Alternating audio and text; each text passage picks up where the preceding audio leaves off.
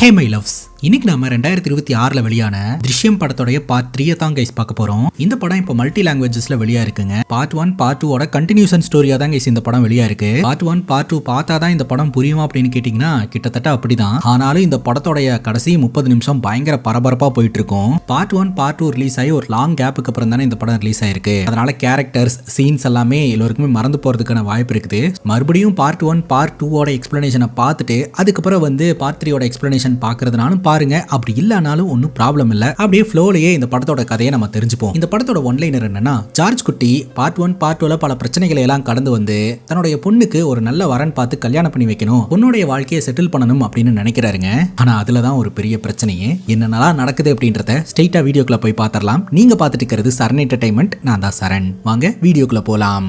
நான் ஒரு சாதாரண ஆளு. என்னுடைய மனைவியும் என்னோட 2 பொண்ணுங்களும் தான் என்னுடைய குடும்பம். இவங்களோட அழகான அன்பான குடும்பத்துக்குள்ள வந்த ஒரு நபரை இவங்க கொலை பண்ணி புதைக்கிறாங்க. அதுக்கப்புறம் தான் இவங்களுக்கு தெரிய வருது இவங்க கொலை செஞ்சு புதைச்சது ஒரு ஐஜியோட பையன் அப்படின்ட்டு. செத்து போன பையனுடைய அம்மா அப்பா சொசைட்டில ஹைலி இன்ஃப்ளூயன்ஸான ஆட்கள் அப்படின்றதுனால இந்த விஷயம் வெளியில வந்ததுன்னா தான் பொண்ணுடைய வாழ்க்கை கேள்விக்குறியா மாறிடும் அப்படின்ற மாதிரி பயப்படுறாரு. பொண்ணு நான் ஜெயிலுக்கு போயிட்டேன்னா என்னப்பா ஆகுறது அப்படின்னு சொல்லிட்டு பயப்பட ஆரம்பிக்கிறா. நான் இருக்கும்போது என் பொண்ணு ஜெயிலுக்கு போறதா, அதெல்லாம் நடக்கவே நடக்காது அப்படின்னு சொல்லிட்டு தான் குடும்பத்தை காப்பாத்துறதுக்காக இந்த விஷயத்தை மறைக்கிறதுக்கான முயற்சிகள்ல ஈடுபடுறாருங்க. அதே சமயம் போலீஸ்காரங்களும் ரொம்ப ஸ்ட்ராங்கா இருக்கிறதுனால போலீஸ்காரங்க கிட்ட இருந்து தப்பிக்கிறதுக்காக கொலை நடந்த டைம்ல இவங்க இந்த ஊர்லயே இல்ல அப்படின்னு ஸ்பிரிச்சுவல் கான்செப்ட்ல கலந்துக்கிறதுக்காக போனாங்க அப்படின்னு சொல்லிட்டு மேனிபுலேட் பண்ண டிக்கெட்ஸ் எல்லாத்தையும் எவிடன்ஸா காட்டி தன்னோட குடும்பத்தை காப்பாத்துறதுக்காக முயற்சி பண்றாரு. அந்த முயற்சியில வெற்றியும் பெற்றுட்டாருங்க.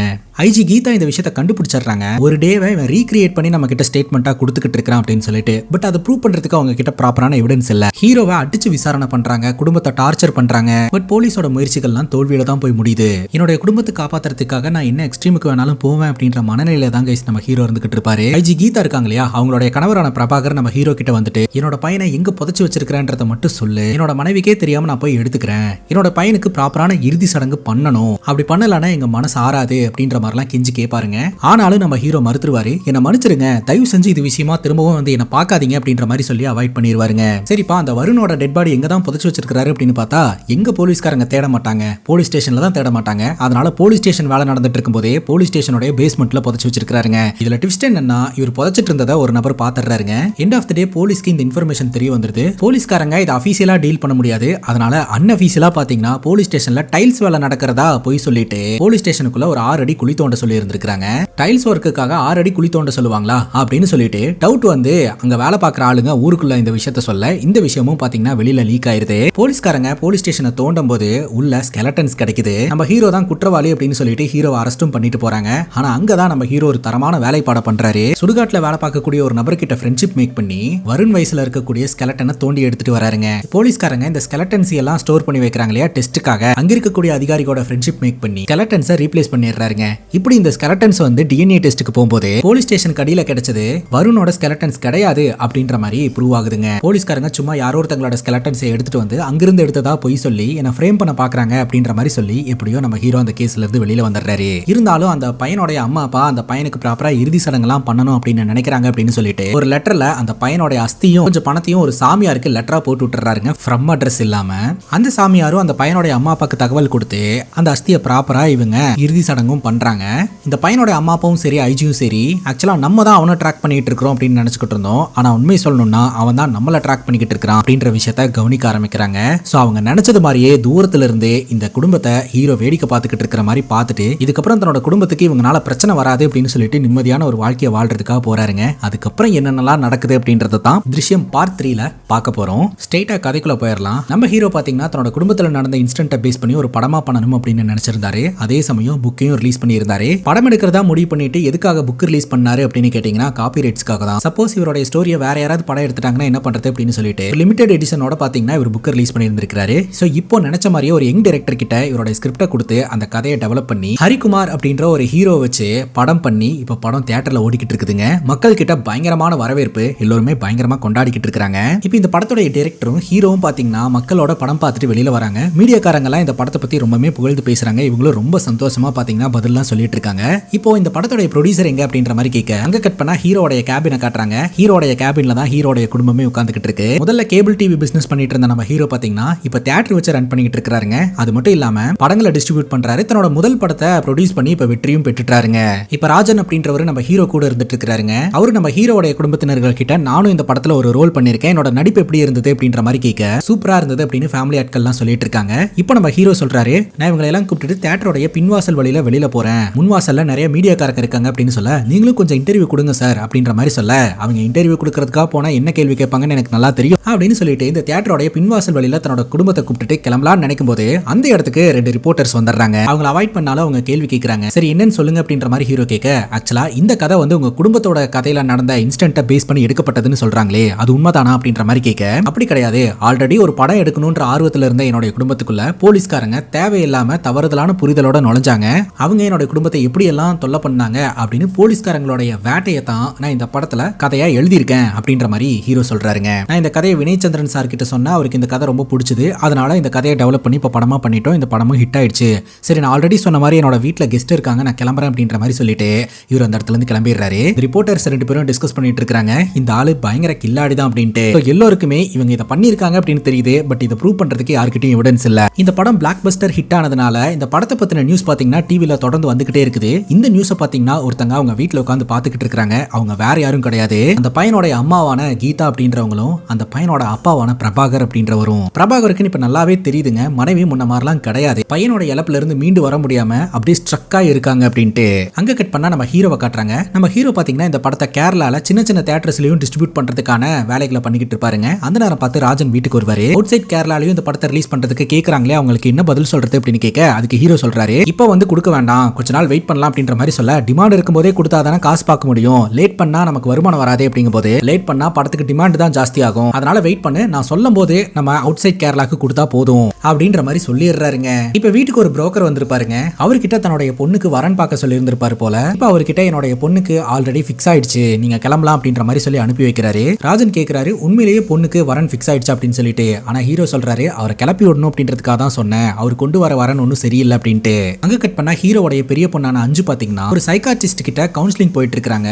இப்போ கடைசி செஷன் போலங்க. அஞ்சு வந்து கம்ப்ளீட்டா குணமாயிட்டாங்க, அவங்க நார்மலா தான் இருந்துட்டு இருக்காங்க. டாக்டர் சொல்லிடுறாங்க, இதுக்கு மேல உங்களுக்கு சைக்காலஜிக்கல் கவுன்சிலிங் ஏதாவது தேவைப்பட்டுச்சுன்னா நீங்க எனக்கு கால் பண்ணாலே போதும், நேர்ல வரணும்னு கூட அவசியம் கிடையாது, நீங்க கம்ப்ளீட்டா நார்மலா இருக்கீங்க அப்படின்ற மாதிரி சொல்லிடுவாங்க. கொஞ்ச நேரத்துக்கு முன்னாடி இந்த ரிப்போர்ட்டர்ஸ் நம்ம பார்த்தோம் இல்லையா, இந்த ரிப்போர்ட்டர்ஸ் பாத்தீங்கன்னா தொடர்ந்து நம்ம ஹீரோவை ஏதோ ஒரு வேவ் பார்த்துக்கிட்டு இருக்கிற மாதிரியே நமக்கு தெரிய வருது. இப்போ நம்ம ஹீரோ அவரோட ஆபீஸ்ல உட்காந்து நியூஸ் பார்த்துக்கிட்டு இருக்காரு, இந்த படத்தை பத்தி மக்கள்லாம் என்ன பேசிக்கிறாங்க அப்படின்னு சொல்லிட்டு. அப்போ பாத்தீங்கன்னா இந்த படத்தோட ஹீரோ வந்து கால் பண்றாரு, படம் நல்லா ஹிட் ஆகி ஓடிட்டு இருக்கிறதுனால அவுட் சைடு கேரளா ஓவர்சீஸ் எல்லாம் கேக்குறாங்க, பண்ணி விடுங்க அப்படின்ற மாதிரி இவர் சொல்றாருங்க. ஹீரோவும் சொல்றாரு, எனக்கு கான்டாக்ட் பண்ண சொல்லுங்க, நான் பேசிக்கிறேன் அப்படின்ட்டு. இப்போ அவங்க சைடுல இருந்து கால் வருது, படத்தை அவுட் சைட் கேரளா டிஸ்ட்ரிபியூட் பண்ணணும் அப்படின்ற மாதிரி கேக்குறாங்க, என்ன பேமெண்ட் தருவீங்க அப்படின்னு சொல்லிட்டு. இவர் வைக்கிறது தான் கைஸ் இப்ப ரேட்டா இருந்துட்டு இருக்குது. சோ இதுக்கு முன்னாடி பாத்தீங்கன்னா இவரே டிஸ்ட்ரிபியூட் பண்ணணும் அப்படின்னு முன் வந்திருந்தாருன்னா டிஸ்ட்ரிபியூட்டர் கேட்கறது தான் ரேட்டா இருந்திருக்கும். சோ இப்ப டிமாண்ட் அதிகமா இருக்கிறதுனால இவர் வைக்கிறது தான் ரேட்டா இருக்குது. சோ இப்போ இவரால நல்ல லாபம் பார்க்க முடியும் இல்லையா, இதுக்காக தான் நான் வெயிட் பண்ண சொன்னேன் அப்படின்ற மாதிரி ராஜன் கிட்ட சொல்லிக்கிட்டு இருப்பாருங்க. இப்ப யாமினி அப்படின்ற ஒரு பொண்ணை காட்டுறாங்க. இந்த யாமினின்ற பொண்ணு நம்ம ஹீரோடைய பொண்ணு ஒரு சைக்காட்ரிஸ்ட் கிட்ட கவுன்சிலிங் எடுத்துட்டு இருக்காங்க இல்லையா, அந்த சைக்காட்ரிஸ்ட ஒரு பார்லர்ல வச்சு மீட் பண்றாங்க. நீங்க சைக்காட்ரிஸ்ட் தானே, உங்களை பத்தி நல்ல விதமா கேள்விப்பட்டிருக்கிறேன், என் ஃப்ரெண்ட் ஒருத்தருக்கு உங்களோட கவுன்சிலிங் தேவைப்படுது, உங்களோட நம்பர் கிடைக்குமா அப்படின்ற மாதிரி சொல்ல, எடுத்துக்கோங்க அப்படின்ற மாதிரி அந்த சைக்காட்ரிஸ்டும் நம்பர் கொடுக்குறாங்க. இந்த யாமினின்ற பொண்ணும் சரி அந்த ரிப்போர்ட்டர்ஸும் சரி நம்ம ஹீரோவுடைய குடும்பத்தை ஏதோ ஒரு காரணத்துக்காக சுத்தி சுத்தி வந்துகிட்டு இருக்காங்க அப்படின்றது மட்டும் தெளிவா தெரியுதுங்க. இப்ப வீட்டுக்கு ஒரு புரோக்கர் வந்திருக்காருங்க. சோ இவரு காட்டுற வரன் எல்லாம் கொஞ்சம் ஓகேவா இருக்கிற மாதிரி இருக்குதுங்க. ஆல்ரெடி ஒரு வரனை சூஸ் பண்ணி வச்சிருந்திருக்காங்க. ஆனா அந்த வரன் பாத்தீங்கன்னா நம்ம ஹீரோவுடைய பொண்ணை ரிஜெக்ட் பண்ணிட்டு தான் வந்து சொல்றாங்க. ஏன் என்ன காரணம், நாங்க தான் ரொம்ப டிரான்ஸ்பரண்டா இருந்தோமே, ஈவன் கேஸ் விஷயங்கள்லாம் கூட எக்ஸ்பிளைன் பண்ணிட்டோமே அப்படின்னு சொல்ல, அவங்க இதை ஒரு ரீசனா சொல்ல கிடையாது, மாறா அவங்க என்ன சொல்றாங்கன்னா, உங்க பொண்ணுக்கு ஏதோ மனவியாதி இருக்கிறதுனால ஒரு சைக்காட்ரிஸ்ட் கிட்ட ட்ரீட்மெண்ட் போயிட்டு இருக்கிறதா வந்து அவங்களுக்கு தகவல் தெரிய வந்திருக்குது, உங்க பொண்ணுக்கு மனநல சரியில்லையோன்னு நினைச்சிட்டு இந்த வரனை ரிஜெக்ட் பண்றாங்க அப்படின்ற மாதிரி சொல்ல, ஐயோ அப்படியெல்லாம் கிடையாது, அது ஜஸ்ட் கவுன்சிலிங் தான், நீங்க டாக்டர் கிட்டயே கூட பேசலாம் அப்படின்ற மாதிரி சொல்ல, உங்க சிச்சுவேஷன் என்ன, நீங்க சொல்றது என்ன அப்படின்னு எல்லாமே எனக்கு புரியுது, ஆனா அவங்க கிட்ட யார் இப்படி சொல்லி வச்சாங்கன்னு தெரியல, அவங்க வேண்டாம் அப்படின்ற மாதிரி சொல்றாங்க அப்படின்னு சொல்ல, அப்ப நம்ம ஹீரோ சொல்றாரு, நான் வேணா என் பொண்ணோட ஷேரை வேணா கொடுக்குறேன், பேசி பாக்குறீங்களா அப்படின்ற மாதிரி கேட்க, இவங்க பேசிட்டு இருக்கிறது எல்லாத்தையும் சின்ன பொண்ணு கவனிக்கிறா, அவளுக்கு பயங்கர கோவம் வருது. சரிங்க நான் வந்து மாப்பிள்ளை வீட்டுக்காரங்க கிட்ட பேசி பாக்குறேன் அப்படின்னு சொல்லிட்டு அவர் அந்த இடத்துல இருந்து கிளம்புறாரு. இப்ப சின்ன பொண்ணு பாத்தீங்கன்னா ஹீரோ கிட்ட வந்து பயங்கரமா சண்டை பிடிக்க ஆரம்பிக்கிறா, அதிக பணம் கொடுத்துதான் அக்காவை கல்யாணம் பண்ணி வைக்கணுமா அப்படின்னு சொல்லிட்டு. ஆனா ஹீரோ சொல்றாரு, அதிக பணமோ வரதட்சணையோ எல்லாம் கொடுக்க கிடையாது, ஷேர் தான் கொடுக்குறோம் அப்படின்னு சொல்ல, சின்ன பொண்ணு சொல்றா ரெண்டும் ஒண்ணுதான் அப்படின்ட்டு. ஹீரோ என்ன சொல்றாரு அப்படின்னா, அதிக பணம் கொடுத்து உங்க அக்காவை கல்யாணம் பண்ணி வைக்கிறோம் அப்படின்லாம் நீ நினைக்காதமா, இப்ப வந்திருக்கிற வரன் வந்து ரொம்ப அருமையான வரன், ஆனா யாரோ ஒருத்தங்க அவங்க மனசுல பேசி பயங்கரமா குழப்பி விட்டுருக்காங்க, இதை சரி செய்யறதுக்காக பொதுவா பேரண்ட்ஸ் இப்படிதான் யோசிப்போம், அந்த மாதிரி தான் நானும் யோசிச்சிருக்கிறேன், இந்த சம்பந்தம் கைவிட்டு போயிடக்கூடாதுன்னு அப்படின்னு ஹீரோ சொல்றாருங்க. அப்ப இந்த ஆஃபருக்கு அவங்க ஓகே சொல்லிட்டாங்கன்னா நீங்க கல்யாணம் பண்ணி வச்சிருவீங்களா அப்படின்ற மாதிரி கேட்க ஹீரோ யோசிக்கிறாரு. பட்டுன்னு வேண்டாம் அப்படின்றாரு. பட்டுன்னு ஹீரோவோட மனைவி என்னங்க இப்படி பேசுறீங்க அப்படிங்கும்போது, இல்ல என் பொண்ணு சரியா தான் சொல்றா, நானும் யோசிச்சு தான் முடிவு எடுத்திருக்கேன், விடு அவளுக்கு இதை விட நல்ல மேட்ச் கிடைக்கும், நம்ம கல்யாணம் பண்ணி வைக்கலாம் அப்படின்ற மாதிரி தன்னோட மனைவியை சமாதானப்படுத்துறாருங்க. இப்போ இந்த குடும்பத்துக்காக சப்போர்ட் பண்ணிட்டு இருக்கக்கூடிய ஒரு அட்வொகேட் கூட டின்னர் ஏற்பாடு பண்ணப்படுது. ஆக்சுவலா நம்ம ஹீரோடைய பசங்க பாத்தீங்கன்னா நிறைய கேள்விகளை மனசுக்குள்ளேயே வச்சிருக்காங்க, அதை வெளியில கேட்க முடியாம தவிச்சுக்கிட்டு இருக்காங்க. அதனால அட்வொகேட்டை உட்கார வச்சு உங்களுக்கு ஏதாவது கேள்விகள் கேட்கணும் தெரிஞ்சுக்கணும் அப்படின்னு ஆசைப்பட்டீங்கன்னா நீங்க கேட்கலாம் அப்படின்ற மாதிரி ஹீரோ ஃப்ரீடம் கொடுக்குறாருங்க. அப்ப இந்த அஞ்சு கேட்கறா, எனக்கு இருக்கிறது ஒரே ஒரு கேள்விதான், இந்த கேஸோட நிலைமை என்ன, இந்த கேஸ் க்ளோஸ் ஆயிடுச்சா இல்லையா, ப்ராப்ளம் சால்வ் ஆயிடுச்சா இல்லையா அப்படின்னு சொல்லிட்டு அட்வொகேட் என்ன சொல்றாங்கன்னா, இப்போதைக்கு அவங்களுக்கு தேவையானது கிடைச்சிருச்சு, அதனால அவங்க அமைதியா இருந்துகிட்டு இருக்காங்க. அது மட்டும் இல்லாம ஊர்ல எவ்வளவோ அன்சால்வ்டு கேசஸ் இருக்குது, அதுல ஒரு கேஸா தான் இதுவும் வந்து நிக்கும் அப்படின்னு சொல்ல, அப்ப போலீஸ் விசாரணை பண்ணுவாங்களா அப்படின்னு நம்ம ஹீரோட மனைவி கேட்க, கண்டிப்பா விசாரணை பண்ணுவாங்க, விசாரணை பண்ணணும் அப்படின்றது அவங்களுடைய கடமை, பேருக்குன்னு வந்து சும்மா விசாரணை பண்ணிட்டு போவாங்க அப்படின்ற மாதிரி இந்த அட்வொகேட் சொல்றாங்க. முதல்ல அந்த பையனுடைய ஃபேமிலி இந்த வழக்கை ரொம்ப க்ளோஸா வாட்ச் பண்ணிட்டு இருந்தாங்க. பட் இப்போ அவங்களுக்கு தேவையானது கிடைச்சதுனால இதுக்கு மேல இந்த வழக்கு நடத்தி யாருக்கு என்ன பிரயோஜனம் இருக்க போகுது அப்படின்ற மாதிரி இந்த அட்வொகேட் கேட்க, ஹீரோடைய பொண்ணு சொல்றா, அந்த பையனோட அம்மா ரொம்ப டிப்ரெஷன்ல இருக்காங்க, ஒரு மலையாள சேனல்ல அவங்கள பத்தி ரிப்போர்ட் பண்ணியிருந்ததை நான் பார்த்தேன் அப்படின்ற மாதிரி அஞ்சு சொல்றா. பட்டுன்னு இந்த அட்வொகேட் சொல்றாங்க, இங்க பாருங்க அவங்களுக்கு புதுசா ஒரு எவிடன்ஸ் கிடைக்கிற வரைக்கும் நம்மள எந்த டிஸ்டர்பன்ஸும் பண்ண மாட்டாங்க அப்படின்ற மாதிரி சொல்ல, சின்ன பொண்ணு ஒரு கொஸ்டின் ரைஸ் பண்ணிட்டு அமைதியாயிரு. ஹீரோ கேக்குறாரு, நீ ஏதோ கேட்கணும்னு நினைச்சல கேளுமா அப்படின்ற மாதிரி சொல்ல, பட்டுன்னு இந்த சின்ன பொண்ணு சொல்றா, சம்பவம் நடந்த 6 வருஷத்துக்கு அப்புறமும் போலீஸ்காரங்க எங்களை கூப்பிட்டு விசாரணை பண்ணிக்கிட்டு இருந்தாங்க, அதே மாதிரி மறுபடியும் நடந்ததுன்னா என்ன பண்றது அப்படின்னு கேட்கும்போது, அதான் கோர்ட்ல டிஎன்ஏ டெஸ்ட்லயே அது வருணோடது இல்ல அப்படின்னு ப்ரூவ் ஆயிடுச்சு, கோர்ட்ல இந்த வழக்கு க்ளோஸ் ஆயிடுச்சு இல்லையா,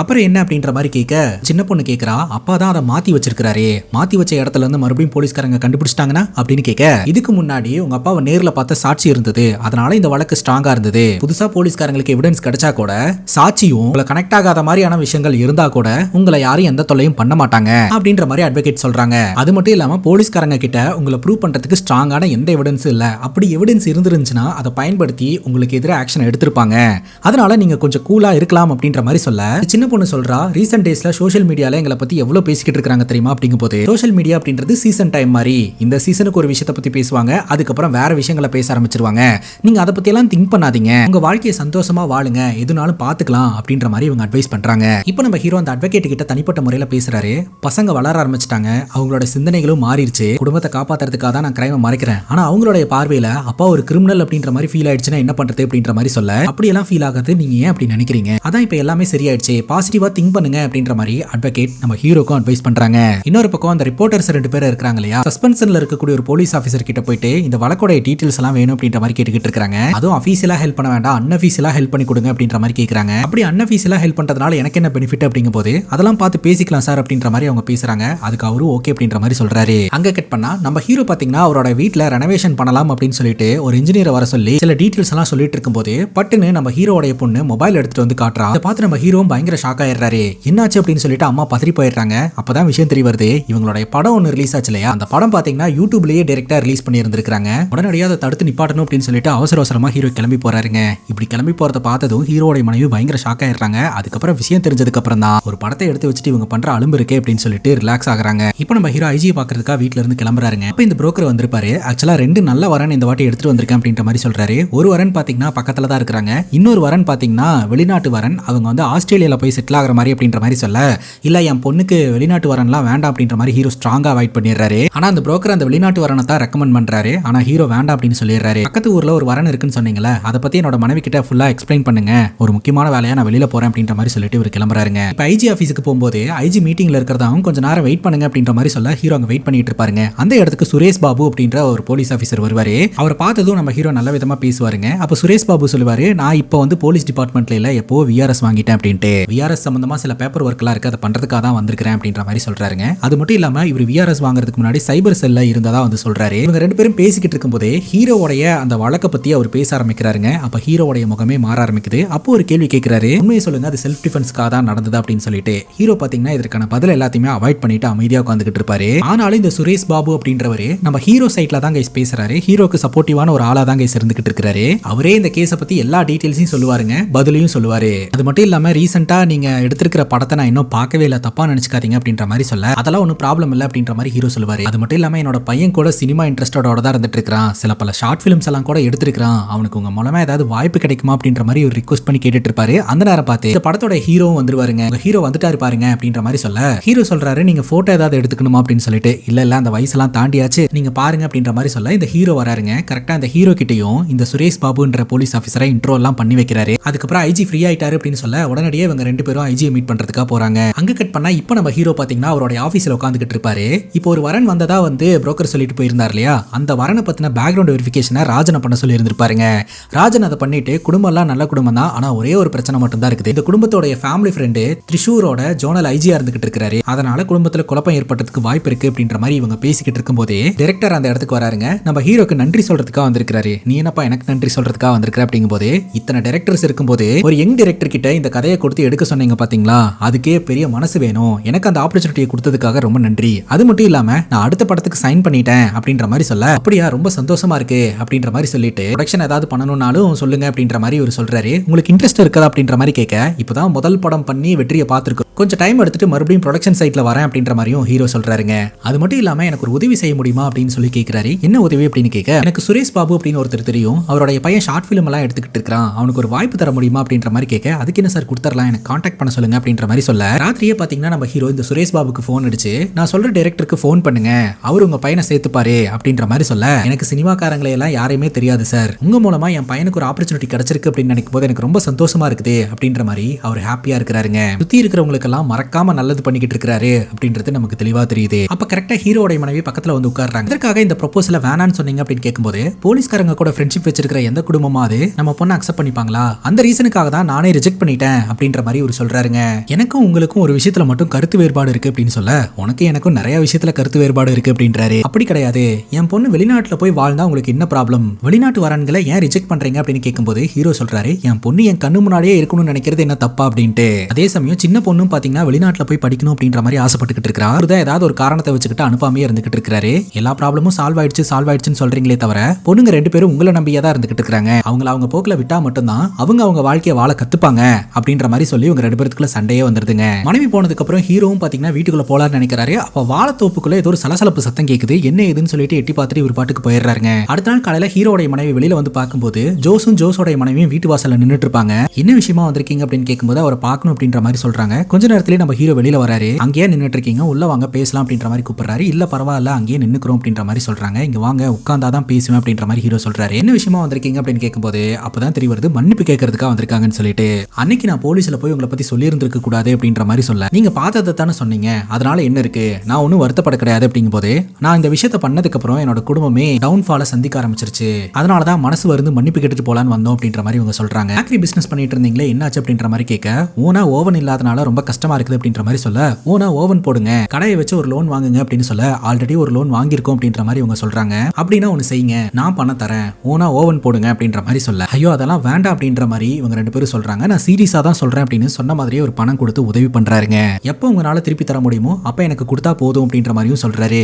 இப்ப அந்த ரிப்போர்ட்டர்ஸ் ரெண்டு பேர்த்த காட்டுறாங்க. அவங்க டிவி சேனல்ல என்ன சொல்றாங்க அப்படின்னா, போலீஸ்னால சால்வ் பண்ணக்கூடியாத கேசஸ் கூட ஜேர்னலிஸ்டுங்க இன்வெஸ்டிகேஷன் பண்ணி சால்வ் பண்ணிருக்காங்க. என்னதான் இந்த கேஸ் முடிஞ்சிருச்சு அப்படின்னு எல்லாரும் நினைச்சாலும் நாங்க கொஞ்சம் க்ளோஸா வாட்ச் பண்ணிக்கிட்டு இருக்கிறோம். ஏதாவது ஒரு சின்ன பிரேக் த்ரூ கிடைக்கும், அதை மட்டும் நாங்க கண்டுபிடிச்சிட்டோம் அப்படின்னா நம்ம சேனலுக்கு ஒரு மாபெரும் பேர் கிடைக்கும் அப்படின்ற மாதிரி சொல்ல, சரி ஓகே நீங்க பண்ணுங்க அப்படின்ற மாதிரி டிவி சேனலையும் பெர்மிஷன் கொடுத்துறாங்க. நம்ம ஹீரோடைய ஃபேமிலி எங்க போனாலும் என்ன பண்ணாலும் இந்த ரிப்போர்ட்டர்ஸ் பாத்தீங்கன்னா தூரத்துல பின்தொடர்ந்து வந்துகிட்டே இருப்பாங்க. அங்க கட் பண்ணா ஸ்ரேயா அப்படின்ற ஒரு பொண்ணு நம்ம ஹீரோட வீட்டுக்கு வந்திருக்காங்க. இந்த ஸ்ரேயான்ற பொண்ணு வேற யாரும் கிடையாது, த்ரிஷம் டூல சமாதியில இருந்து நம்ம ஹீரோக்கு எலும்பு துண்டுகளை எடுத்து கொடுத்தாரு இல்லையா, அந்த நபருடைய பொண்ணு தான் அப்படின்ட்டு. அந்த பொண்ணுடைய படிப்பு செலவு, குடும்ப செலவு எல்லாத்தையுமே நம்ம ஹீரோ தாங்க ஸ்பான்சர் பண்ணிக்கிட்டு இருக்காரு. இப்போ அந்த பொண்ணு நம்ம ஹீரோ கிட்ட ஆசீர்வாதம் வாங்குறதுக்காக தான் வந்திருக்கா. அந்த பொண்ணு ரமேஷ் அப்படின்ற ஒரு பையனை காதலிச்சுக்கிட்டு இருந்திருக்கா. சோ அந்த பையன் கூட பாத்தீங்கன்னா திருமணம் நிச்சயம் ஆயிடுச்சுங்க. சோ அதை இவங்க கிட்ட சொல்லி ஆசீர்வாதம் வாங்கிட்டு போறதுக்காக தான் வந்திருக்கிறதா சொல்றா. இவங்களும் ஆசீர்வாதம் பண்ணி உன்னோட அப்பா எப்படி இருக்காங்க அப்படின்னு கேட்க, முன்ன இருந்ததுக்கு இப்போ கொஞ்சம் தேறிட்டு வந்துட்டு இருக்கிறதா வந்து சொல்றாருங்க. வயது மூப்பு காரணமா பாத்தீங்கன்னா ஒரு உடல்நலை குறைபாடுனால வீட்டுல படுத்த படுக்கையில இருந்துட்டு இருக்காரு. அப்பா பத்திரமா பாத்துக்கோங்க அப்படின்ற மாதிரி சொல்லி அனுப்பி வைக்க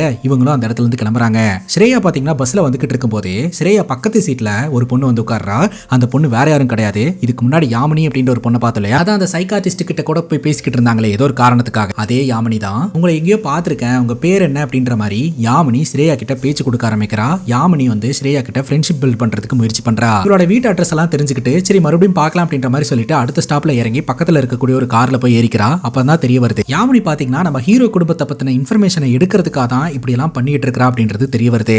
ராத்திரி இடி மின்னலோட மழை பெய்யற மாதிரி இருக்குதுங்க. அம்மா சொல்லிட்டு இருக்காங்க வெளியில காய போட்டு இருக்கிற துணி எல்லாம் போய் எடுத்துட்டு அப்படின்னு சொல்லிட்டு பொண்ணு துணி எடுக்கிறதுக்காக போறா. பார்த்தா அங்க ரெண்டு மர்ம நபர்கள் நின்னுட்டு இருக்காங்க. பொண்ணு அந்த இடத்துல இருந்து கடத்திட்டு போயிடுறாங்க. டக்குன்னு பார்த்தா இது எல்லாமே ஹீரோடைய கனவு, அந்த மாதிரி எதுவுமே நடந்திருக்காது. ஆனா ராத்திரி பாத்தீங்கன்னா அந்த வாழைத்தோப்புக்குள்ள நாய் குலைக்கிற சத்தம் எல்லாம் கேட்டிருக்கும். அதுக்கப்புறம் ஹீரோக்கு தூக்கமே வராதுங்க, வெளியிலேயே நின்னுகிட்டு இருப்பாரு. அடுத்த நாள் காலையில இவங்களை பாக்குறதுக்காக அந்த புரோக்கர் வருவாரு. இவங்க பக்கத்து ஊர்ல பாத்தீங்கன்னா ஒரு குடும்பம் நல்லா இருக்குது, அவங்க கிட்ட பேசலாம் அப்படின்ற மாதிரி சொல்லி இருந்திருப்பாங்க இல்லையா. எல்லாம் ஓகே ஆகி போயிட்டு இருக்கிற இந்த ஒரு சூழ்நிலையில யாரோ ஒருத்தங்க அந்த குடும்பத்துக்கு போன் பண்ணி ஹீரோட குடும்பத்தை பத்தி இல்லாது பொல்லாது எல்லாம் சொல்லி இந்த வரனை நிப்பாட்டிட்டாங்க. ஒரு ஆணும் பெண்ணும் தான் அந்த குடும்பத்தினர்கள் கிட்ட பேசினதா வந்து சொல்றாங்க. கால் வந்த போன் நம்பரை நோட் பண்ணிட்டு வந்திருக்கிறதாகவும் இது யாரும் நீங்க பாருங்க அப்படின்னு சொல்லிட்டு நம்பர் கொடுத்துட்டு கிளம்புறாருங்க. இப்ப மகளுக்கு பாத்துருக்கிற இந்த வரனும் பாத்தீங்கன்னா அமையாம போகுது. இப்ப நம்ம ஹீரோ பாத்தீங்கன்னா இந்த சுரேஷ் பாபு அப்படின்ற அந்த போலீஸ் ஆபீசரை மீட் பண்றதுக்காக போறாரு. அவர்கிட்ட இந்த நம்பரை கொடுத்து இந்த நம்பர் யாருது என்ன அப்படின்றத சைபர் செல்ல கொஞ்சம் ட்ராக் பண்ணி சொல்ல முடியுமா அப்படின்ற மாதிரி கேட்க அவரும் பண்ணி தரேன் அப்படின்றாருங்க.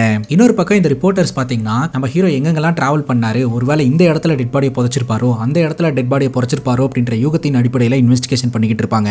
இன்னொரு பக்கம் இந்த சைபர் செல்ல இருந்து சுரேஷ் பாபு இன்ஃபர்மேஷனை கறந்துட்டு வந்துருவாருங்க. இந்த இன்ஃபர்மேஷனை கேட்ட உடனே ஹீரோக்கு பயங்கர அதிர்ச்சியா இருக்குங்க.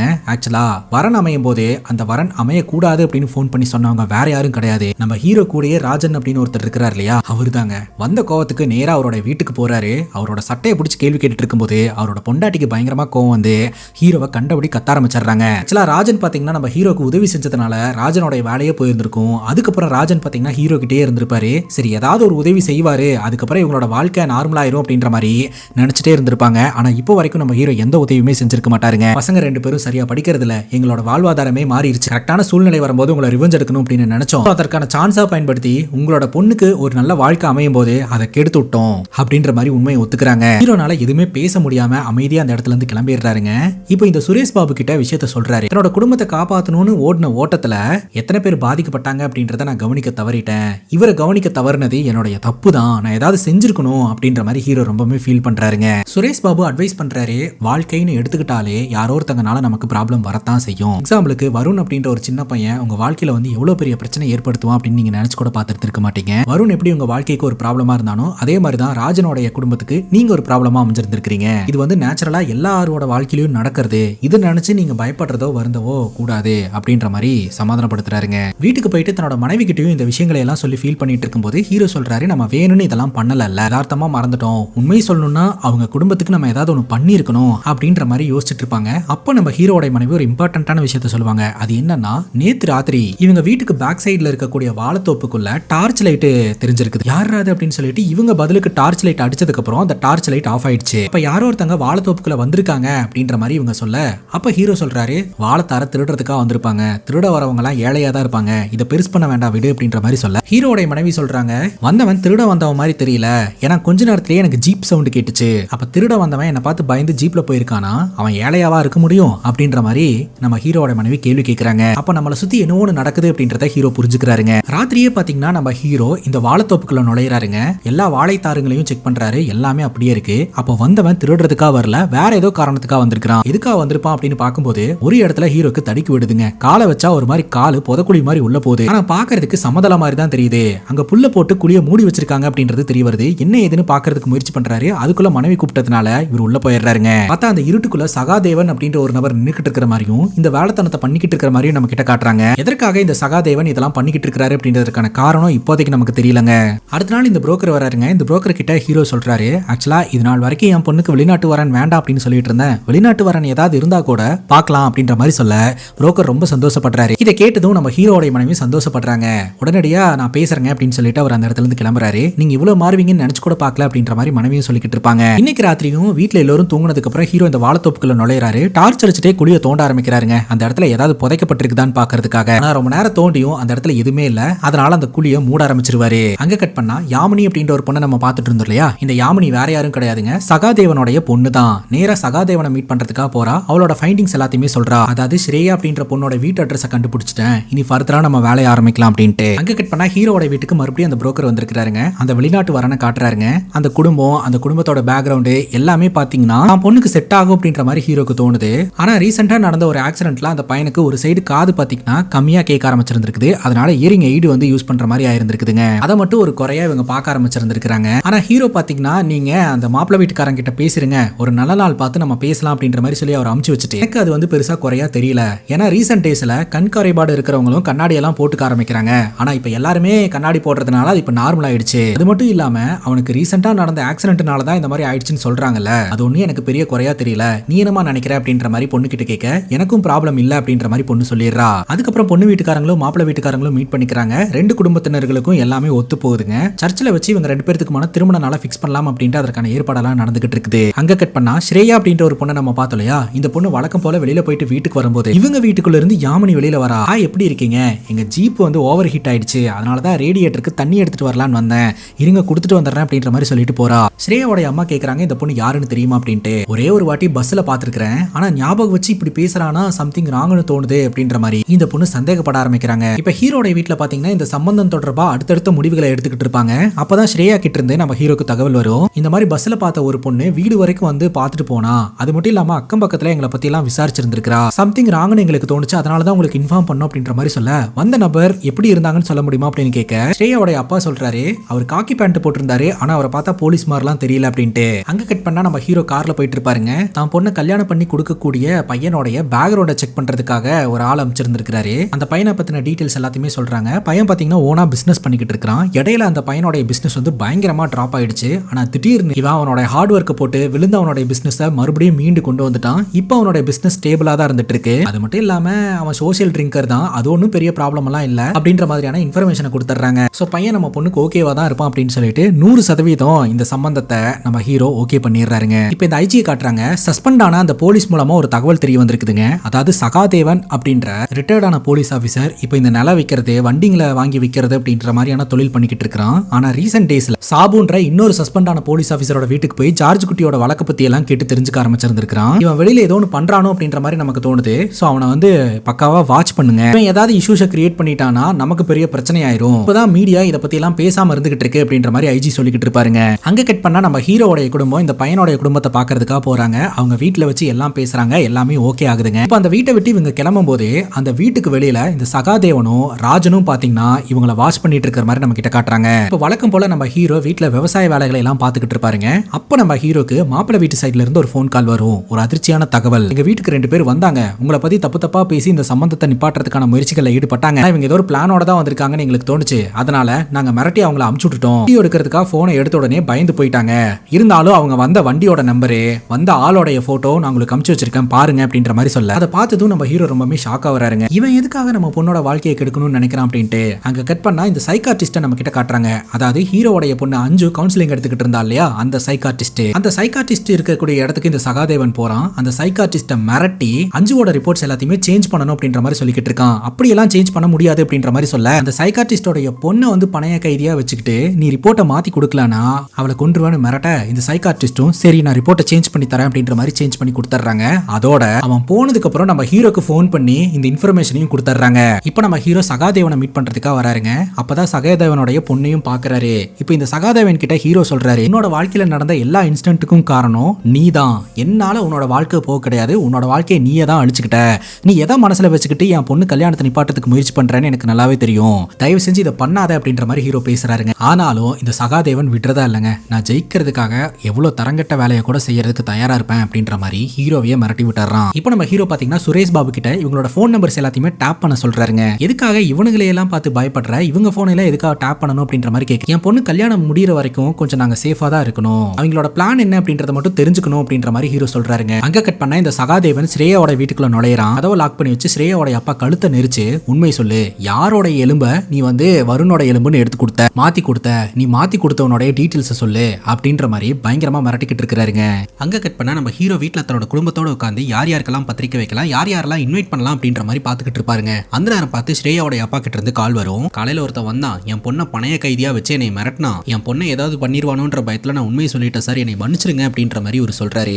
உடனே ஹீரோ பாத்தீங்கன்னா உங்க பொண்ணு கிட்ட போனை கொடுங்க அப்படின்னு சொல்லிட்டு அக்கம் பக்கத்தினர்கள் சத்தம் கேட்டு போலீஸ்க்கு இன்ஃபார்ம் பண்ணதுனால அவன் அந்த இடத்துல இருந்து பயந்து ஓடிட்டான். போலீஸ்ல கம்ப்ளைண்ட் கொடுங்கன்னு எல்லாரும் சொல்றாங்க. என்ன சார் பண்றது அப்படின்ற மாதிரி கேட்க ஹீரோ சொல்றாரு, ஒன்னு பண்ணுங்க, போலீஸ்க்கு தெரிஞ்சு போச்சல, கம்ப்ளைண்ட் கொடுங்க, இப்ப என்னால அந்த இடத்துக்கு வர முடியாது, நான் ஆள் அனுப்பி வைக்கிறேன் அப்படின்ற மாதிரி ஹீரோ சொல்றாரு. அந்த பொண்ணு ஒன்னும் பிரச்சனை இல்லை சார், நானும் அம்மாவுமே போயிட்டு கம்ப்ளைண்ட் கொடுத்துட்டு வந்துடுறோம் அப்படின்ற மாதிரி சொல்றாங்க. அங்க கட் பண்ணா ஐஜியை காட்டுறாங்க. இந்த ஐஜி பாத்தீங்கன்னா பிலிப் அப்படின்ற அதிகாரிக்கு போனை போட்டு, நான் சகாதேவனை நேரடியா மீட் பண்ணணும், ஆபீஸ்க்கெல்லாம் கூட்டிட்டு வர வேண்டாம், மீடியாக்கெல்லாம் தெரிஞ்சுனா பெரிய பிரச்சனை ஆயிரும், அவனை கெஸ்ட் ஹவுஸ்க்கு வர வச்சு அங்க வச்சு பார்க்கலாம் அப்படின்ற மாதிரி சொல்றாருங்க. இப்ப அந்த கெஸ்ட் ஹவுஸ்ல வச்சு சகாதேவன் கிட்ட விசாரணை பண்றாங்க. போலீஸ்னு போய் சொல்லிக்கிட்டு ஆளுங்க கிட்ட எல்லாம் எதுக்கு விசாரணை பண்ணிக்கிட்டு இருக்கு அப்படின்ட்டு. போலீஸ்னு சொல்லி எல்லாம் நான் விசாரணை பண்ணல சார், விசாரணை பண்ணுனது உண்மைதான் அப்படின்னு சொல்ல, எதுக்காக விசாரணை பண்ணிட்டு இருக்க அப்படின்னு கேட்கும்போது, உங்களுக்கு தெரியாதா வருணோட பாடியை ஜார்ஜ் குட்டி எங்க வச்சிருக்கான் அப்படின்றத தெரிஞ்சுக்கிறதுக்காக தான் இதை பண்ணிக்கிட்டு இருக்கேன் அப்படின்ற மாதிரி சொல்றாருங்க. சாவ கிடக்கிற ஒரு ஆளை போட்டு அடிச்சிருக்க, அவரோட பொண்ணை மிரட்டி இருக்க, அந்த பொண்ணு போலீஸ் ஸ்டேஷன்ல வந்து கம்ப்ளைண்ட் கொடுத்திருக்கா. எதுக்காக மிரட்டின, யார் அந்த ஆளு அப்படின்னு கேள்வி கேட்க இந்த சகாதேவன் பதிலே சொல்லாம அமைதியா நின்னுட்டு இருக்காரு. கம்ப்ளைண்ட் கொடுத்தது ஒரு பொண்ணு தானே, சார்ஜ் பண்ணி உள்ள தூக்கி போடுங்க,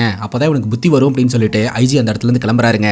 அப்படி கிளம்பி வெளியில வரும்போது ஒரு நபரை பார்த்து ஷாக்கா வராரு. அந்த நபர் வேற யாரும் கிடையாது, அந்த பையனோட அப்பாவான பிரபாகர். எனக்காக ஒரு 5 நிமிஷம் ஒதுக்க முடியுமா சார் அப்படின்ற மாதிரி கேட்க அவர் அதுக்கு என்னங்க அப்படின்ற மாதிரி கேட்கிறாரு. பிரபாகர் தன்னுடைய மனைவிக்கு வீடியோ கால் பண்றாருங்க. இந்த வருண் இறந்து போனதுல இருந்து அவருடைய மனைவி சைக்காலஜிக்கலா ரொம்ப அஃபெக்ட் ஆயிருக்காங்க.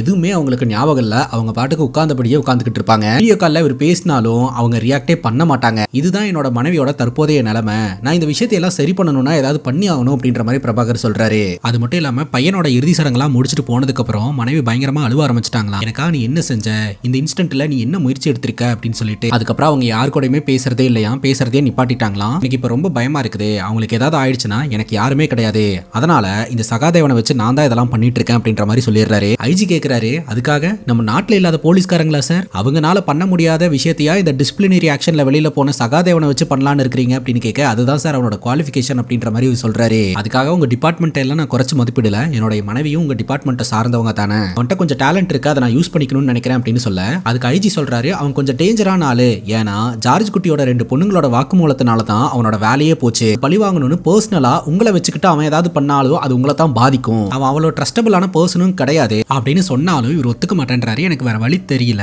என்னோட பையனை நான் இழந்துட்டேன், என்னோட மனைவியும் இழக்கிறதுக்கு தயாரா இல்ல அப்படின்ட்டு. ஐஜி என்ன சொல்றாருன்னா, உண்மையை வெளியில கொண்டு வரதுக்கு ட்ரை பண்றீங்க, அது எல்லாமே ஓகே தான், ஆனா சகாதேவன் மாதிரியான ஒரு ஆளை வந்து கூட சேர்த்துக்கிட்டு இதெல்லாம் பண்றதுல எனக்கு விருப்பம் கிடையாதுன்னு தான் நான் சொல்றேன் அப்படின்றாருங்க. இந்த விஷயத்துல என்ன நம்புங்க, என்னோட பேச்ச மீறி அவன் எதுவுமே பண்ண மாட்டான் அப்படின்ற மாதிரி பிரபாகர் சொல்றாரு. ஐஜியும் சரின்னு கேட்டுக்கிறாரு. இப்ப சகாதேவனை வர வச்சு இவங்க பேசுறாங்க, இவங்களோட பிளான் என்ன அப்படின்ட்டு. சகாதேவன் என்ன சொல்றாரு அப்படின்னா, அந்த எலும்புக்கூடுல டிஎன்ஏ மிஸ்மேட்ச் ஆனதுக்கான காரணம் என்னன்னா, கல்லறையில வேலை பார்க்கக்கூடிய பத்தோஸ் அப்படின்ற நபர் தான் வந்து வேற எலும்புக்கூட எடுத்து கொடுத்திருந்திருக்காரு. வீடு பூந்து மிரட்டினதுல அவர் உண்மையை ஒத்துக்கிட்டாரு. அது மட்டும் இல்லாம உண்மையான வருணுடைய டெட் பாடியை எந்த இடத்துல புதைச்சிருக்காங்க அப்படின்றத ஆல்மோஸ்ட் நான் கண்டுபிடிச்சிட்டேன், அதுக்குள்ள என்ன இங்க கூட்டிட்டு வந்துட்டீங்க அப்படின்ற மாதிரி சொல்ல, பிரபாகர் விஷயத்தை டைரக்டா சொல்லு அப்படின்ற மாதிரி சொல்றாருங்க. இந்த சகாதேவனுடைய கெஸ்ஸிங் என்ன அப்படின்னா, அந்த பையனோட எலும்பு கூட எந்த இடத்துல புதைச்சு வச்சிருக்காங்கன்னா, இப்ப பத்தோஸ் அப்படின்ற ஒரு வாழ்ந்துகிட்டு இருக்கிறார் இல்லையா, அந்த வீட்டுக்கு கீழே தான். கொஞ்சம் வருஷங்களுக்கு முன்னாடி தான் பாத்தீங்கன்னா அந்த இடத்த வந்து ஜார்ஜ் குட்டி அவருக்குன்னு சொல்லி வாங்கி இருந்திருக்காரு. வாங்கின நிலத்தை பாத்தீங்கன்னா இவருக்கு எழுதி கொடுத்துட்டு அங்க வீடு கட்டி கொடுத்து இவங்களை வாழ வச்சிருந்திருக்காரு. பட் எந்த டாக்குமெண்ட்ஸ்லயுமே பாத்தீங்கன்னா இவர் தான் ஹெல்ப் பண்ணாரு அப்படின்னு எந்த ஒரு எவிடன்ஸும் இருக்காது.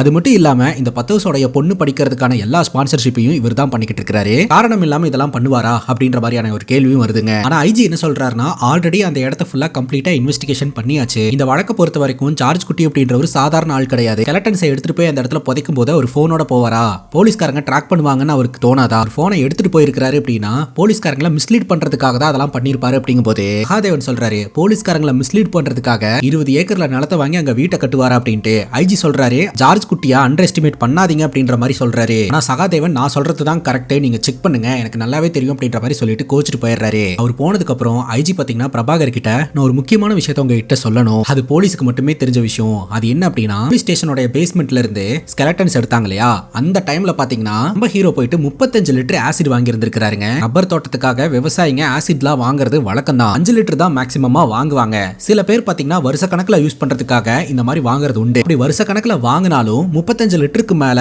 யாருமே வாங்க மாட்டாங்க. ஆனா இவர் ஒரு வாட்டி 35 லிட்டர் வாங்கி இருக்காரு. அதுக்கப்புறமும் பாத்தீங்கன்னா நிறைய வாட்டி ஆசிட்லாம் வாங்கி இருக்காரு. இதன் மூலமா நான் என்ன சொல்ல வரேன் அப்படின்னா, வருணுடைய உண்மையான ஸ்கெலட்டன்ஸை ஒரு ஆசிட் வச்சு உருக்கி இருக்கிறதுக்கு வாய்ப்பு இருக்குன்னு. சோ நம்ம எவ்வளவு தேடினாலுமே அந்த ஸ்கெலட்டன்ஸ் கிடைக்க போறதில்ல அப்படின்றத தான் இந்த ஐஜி சொல்ல வராருங்க. பிரபாகர் சொல்றாரு, நீங்க சொல்றது எல்லாமே புரியுது சார், ஆனா ஏதாவது ஒரு ரிமைன்ஸ் கிடைக்காதா அப்படின்னு சொல்லிட்டு தான் சார் நாங்க எதிர்பார்த்துட்டு இருக்கிறோம். அது மட்டும் இல்லாம ஜார்ஜ் குட்டி அவருடைய பொண்ணுக்கு திருமணம் பண்ணி வச்சு வெளிநாட்டுக்கு அனுப்புறதா பிளான்ல இருந்துகிட்டு இருக்காரு. அவருடைய பொண்ணு வெளிநாட்டுக்கு போயிட்டா இத்தனை நாள் நாங்க பட்ட கஷ்டத்துக்கெல்லாம் பலனே இல்லாம போயிடும். அவ வெளிநாட்டுக்கு போறதுக்குள்ள நம்ம ஏதாவது ஒன்று பண்ணி ஆகணும் அப்படின்ற மாதிரி இவர் சொல்லிக்கிட்டு இருக்காருங்க. நான் சில விஷயங்களை பண்ண போறேன், சோ அதுல நான் ஜெயிச்சிட்டேன் அப்படின்னா சட்டப்பூர்வமா நீங்க தான் இதெல்லாம் பண்ணீங்க அப்படின்னு சொல்லி நீங்க என்ஜாய் பண்ணுங்க. சப்போஸ் நான் தோத்துட்டேன் அப்படின்னா ரெஸ்பான்சிபிலிட்டிஸை நான் எடுத்துக்கிறேன் அப்படின்ற மாதிரி பிரபாகர் சொல்றாருங்க. பிரபாகர் பாத்தீங்கன்னா நம்ம ஹீரோக்கு எதிராக பயங்கரமான ஒரு திட்டத்தை வச்சிருக்காரு அப்படின்றது நமக்கு தெல்ல தெளிவா தெரியுது. அடுத்து இந்த படத்தோடைய கடைசி 30 நிமிஷத்தை பார்க்க போறோம். இனிமேல் தான் இந்த படம் கொஞ்சம் பரபரப்பா இருக்குங்க. ஒரு பக்கம் ஹீரோவுடைய பொண்ணு இருக்காங்க இல்லையா, பொண்ணோட கல்யாணத்துக்கான பர்ச்சேஸ் வேலைகள் எல்லாம் ஈடுபட்டு இருக்காங்க. கல்யாணத்துக்கான ஏற்பாடு தடல்படலா நடந்துகிட்டு இருக்குது. இன்னொரு பக்கம் சகாதேவன் பாத்தீங்கன்னா ஸ்ரேயாவுடைய அப்பாக்காக வாங்கி கொடுத்த நிலம், அந்த இடத்துல வீடு கட்டின பில்டர் அப்படின்னு சொல்லிட்டு அவங்களை எல்லாம் வச்சு எவிடன்ஸ் ரெடி பண்றதுக்கான ஏற்பாடு பண்ணிக்கிட்டு இருக்காருங்க. இப்போ நம்ம ஹீரோக்கு சுரேஷ் பாபு கால் பண்றாரு. ஆக்சுவலா இந்த சகாதேவனுடைய போன் கால டேப் பண்ண சொல்லியிருந்தார் இல்லையா, சைபர் செல்ல யாருமே போன் டேப் பண்ண மாட்டேன்றாங்க. அதற்கான காரணம் என்ன அப்படின்னு பாத்தீங்கன்னா, சுரேஷ் பாபுக்கும் இப்போ பவர் இல்ல, ஏன்னா அவர் விஆர்எஸ் வாங்கிட்டார் இல்லையா. சப்போஸ் இவருக்காக யாராவது போன் டேப் பண்ணி அதை இன்னொருத்தங்க பார்த்து வேலை போற அபாயம் இருக்கிறதுனால யாருமே பண்றதுக்கு தயாரா இல்ல அப்படின்ற மாதிரி சொல்லிடுறாங்க. ஹீரோ பொறுத்த வரைக்கும் இந்த சகாதேவன் ஏதோ ஒரு பிளான் பண்ணிக்கிட்டு இருக்கான், அது என்ன பிளான்ன்றதை மட்டும் தெரிஞ்சுக்கணும் அப்படின்ற மாதிரி நினைக்கிறாருங்க. இப்ப சகாதேவன் அவரோட ஃபைண்டிங்ஸ் எல்லாத்தையுமே கொண்டு போய் ஐஜி கிட்ட சொல்றாருங்க. ஐஜி பிரபாகர் கிட்ட என்ன சொல்றாரு அப்படின்னா, இப்போதைக்கு இந்த நிலம் வாங்கினது வீடு கட்டினது அப்படின்னு சொல்லிட்டு இதுக்கு பின்னாடி ஜார்ஜ் குட்டி இருக்கிறாரு அப்படின்ற எவிடன்ஸ் மட்டும் தான் நம்ம கண்டுபிடிச்சிருக்கோம். ஆனா இப்போ வரைக்கும் இந்த வருணுடைய ரிமைன்ஸ் எங்க இருக்கு அப்படின்றத நம்மளால கண்டுபிடிக்க முடியல. நம்ம கோர்ட்டுக்கு எடுத்துட்டு போனாலும் இது நிக்குமான்னு தெரியல அப்படின்ற மாதிரி சொல்ல பிரபாகர் சொல்றாரு, 25ஆம் தேதி ஜார்ஜ் குட்டி அவனோட பொண்ணுக்கு கல்யாணத்தை வச்சிருக்கான், அந்த கல்யாணத்தை எப்படியாவது நிப்பாட்டணும், அதுக்கு மட்டும் ஏதாவது ஒன்று ஏற்பாடு பண்ணுங்க அப்படின்ற மாதிரி சொல்ல, அப்ப பழைய கேஸை ரீஓபன் பண்ணாதான் இந்த கல்யாணத்தை நம்மளால நிப்பாட்ட முடியும். 23ஆம் தேதி நம்ம கேஸை ரீஓபன் பண்ணிடலாம், 25ஆம் தேதி கல்யாணம், இவங்க ஆஜராக வேண்டியது இருக்கும், அதனால இந்த கல்யாணம் நின்னு போகும் அப்படின்ற மாதிரி ஐஜி பிளான் பண்றாரு. இப்போ இவங்க நினைச்ச மாதிரியே பாத்தீங்கன்னா ஹீரோட வீட்டுக்கு போலீஸ்காரங்களை அனுப்பி வைக்கிறாங்க. உங்க 2 பொண்ணுங்களையும் விசாரணை பண்ணணும், ஸ்டேஷன் கூட்டிட்டு போகணும் அப்படின்ற மாதிரி சொல்ல, கோர்ட்லயே இந்த கேஸ் முடிஞ்சு போச்சு, அப்படி இருக்கும்போது எப்படி நீங்க வந்து கூப்பிடலாம் அப்படின்ற மாதிரி கேட்க, இந்த கேஸை ரீஓபன் பண்ணிருக்காங்க, புது எவிடன்சஸ் எல்லாம் கிடைச்சிருக்குது, அதை வச்சு விசாரணை பண்ணணும் அப்படின்ற மாதிரி சொல்ல, பட்டுன்னு நம்ம ஹீரோ 41A ஃபார்மை காட்டுறாருங்க. இந்த ஃபார்ம் வச்சிருக்கிறவங்கள அரெஸ்ட்லாம் பண்ண முடியாது. நம்ம ஹீரோ பாத்தீங்கன்னா ரிக்வெஸ்ட் பண்ணி அந்த ஃபார்மை வாங்கி இருந்திருப்பார் போல. இதோட காப்பி போலீஸ் ஸ்டேஷனுக்கு வராதனால போலீஸ்காரங்களுக்கே இந்த விஷயம் தெரியலங்க. சோ இதனால பாத்தீங்கன்னா ஹீரோவுடைய குடும்பத்தை அரெஸ்ட் பண்ண முடியாம போகுது. ஐஜி என்ன சொல்றாருன்னா, அவன் எல்லாத்துக்கும் ரெடியா தான் இருந்துகிட்டு இருக்கான், கொஞ்சம் கேர்ஃபுல்லா நம்ம காய் நகர்த்தணும், அப்படி காய் நகர்த்தலனா என் டிபார்ட்மெண்ட்டுக்கே கெட்ட பேர் ஆயிரும், கீழ இடத்துல இருந்து என்னதான் எல்லாரும் பேசுவாங்க, அதனால கொஞ்சம் யோசிச்சு நம்மளோட கேமை விளையாடணும் அப்படின்ற மாதிரி இவர் சொல்றாருங்க. கரெக்டா ஹீரோவுடைய பொண்ணோட கல்யாணத்தன்னைக்கு போலீஸ் ஸ்டேஷன்ல ஆஜராகணும் அப்படின்ற மாதிரி போலீஸ் தரப்புல இருந்து ஹீரோட வீட்டுக்கு லெட்டர் போயிருதுங்க. கல்யாணத்தன்னைக்கு எப்படி அந்த குடும்பம் போலீஸ் ஸ்டேஷனுக்கு வர முடியும், மறுபடியும் இந்த கேஸை ரீஓபன் பண்ணி அந்த குடும்பத்தை கஷ்டப்படுத்துறாங்க அப்படின்ற மாதிரி நம்ம ஹீரோவுடைய அட்வொகேட் மேலிடத்துல பேசிக்கிட்டு இருக்காங்க. ஜட்ஜ் பாத்தீங்கன்னா அந்த பொண்ணோட வெட்டிங் காரணமா வச்சுக்கிட்டு இந்த வழக்கு முதல் கேஸாவே எடுத்துறேன், ஆனா அந்த குடும்பத்தை ஃபோர்ஸ் பண்ணி இங்க வர வைக்க கூடாது, போன் மூலமாவே ஏதாவது இன்ஸ்ட்ரக்ஷன்ஸை ஃபாலோ பண்ணிக்கலாம் அப்படின்ற மாதிரி அவர் அலோவ் பண்றாருங்க. இப்ப 2 தரப்புலயுமே ஆர்குமெண்ட் நடக்குது. ஹீரோவோட அட்வொகேட் என்ன சொல்றாங்க அப்படின்னா, பெயில் வேணும் அப்படின்ற மாதிரி கேக்குறாங்க. எதிர் தரப்பினர் போலீஸ்க்கு துல்லியமான ஆதாரங்கள் கிடைச்சிருக்கிறதுனால அந்த குடும்பத்துக்கு பெயில் தரக்கூடாது அப்படின்ற மாதிரி வாதாடுறாருங்க. ஹீரோவோட அட்வொகேட் என்ன சொல்றாங்க அப்படின்னா, போலீஸ் 2 முறை வந்து ட்ரை பண்ணியும் அவங்கனால அந்த குடும்பத்துக்கு எதிராக எந்த ஒரு எவிடன்ஸையும் ப்ரூவ் பண்ணி அவங்கள உள்ள தள்ள முடியல, அது வந்து போலீஸ்க்கு அவமானமா அமைஞ்சிருச்சு, அதனால போலீஸ் அந்த குடும்பத்தை ரிவெஞ்ச் எடுக்கணும் அப்படின்ற நோக்கத்தோட தான் இன்னைக்கு இந்த வழக்கை கோர்ட்டுக்கு எடுத்துட்டு வந்திருக்காங்க.